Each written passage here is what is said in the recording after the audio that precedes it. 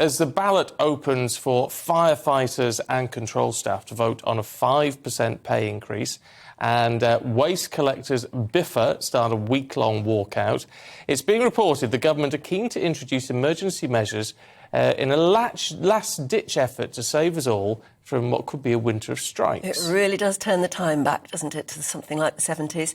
Anyway, the legislation, which is apparently being eyed up by Rishi Sunak, would mean a minimum level of service on strike days for key services, for instance, like rail. Well, let's talk to editor of CapX, John Ashmore, who's here. Good to see you this morning. I mean, obviously, the unions are furious about this because it undermines what they're trying to do. But what exactly does Rishi have in mind?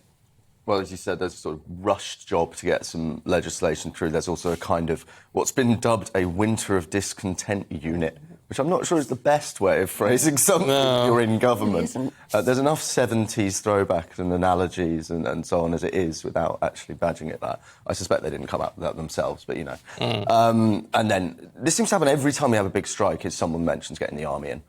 We've seen it before. I think it was a firefighters' strike some time ago, and we saw soldiers with men strike. My thoughts on it. I mean, I saw it was 2,000 soldiers or something. I mean, it's not going to touch the sides in terms of the scale of the strikes that we're talking about. I mean, if you add all the different industrial action that's coming up over the next month together, you're talking about sort of hundreds of thousands of workers in loads of different parts of the economy as well. So often we talk about strikes as if it's like all public sector workers or something. It's all, say, nurses, for example, is by far the largest group. But it's all sorts of different things. Like you said, Biffa's a private company. There's lots of contracts that are contracted out. So perhaps soldiers or army members or, strike-breaking agency workers can cover some of these roles, but you're not going to get a soldier to come in and drive a train. You know? No. So I think that it might be, there will be an element of contingency, but the idea that it's going to stave off the majority of the disruption, I think, is kind of illusory. I'm particularly worried. I mean, there's so many things to be worried about. You look at the list. I mean, 999 call handlers, nurses, even in A&E and cancer patients and things like this. The Mail, I think, are doing 4 or 5 strike days in the run-up to Christmas.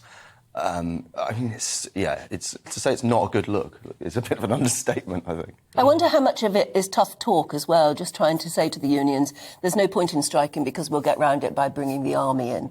Yeah, I think there's always an element of kind of PR to this kind of thing and talking up. But I think there's it could be a bit of a fool's errand if it ends up that they go on strike anyway and everything's disrupted and you've talked tough and nothing's come of it. So I think that there's an element of risk there. But also, I mean, they're doing what they can, which is quite limited. If basically all the big unions decide at the same time to coordinate, it's not like in the 20s when we had a general strike, when the TUC could basically kind of click its fingers and everyone could go on strike. And it was 1.5 million people went on strike and it was 9 days long. So it's not really comparable to that. But there's definitely a sense that they're coordinating. You know, you've seen union leaders on each other's picket lines. But if everything grinds to an absolute halt, this is the gamble, isn't it?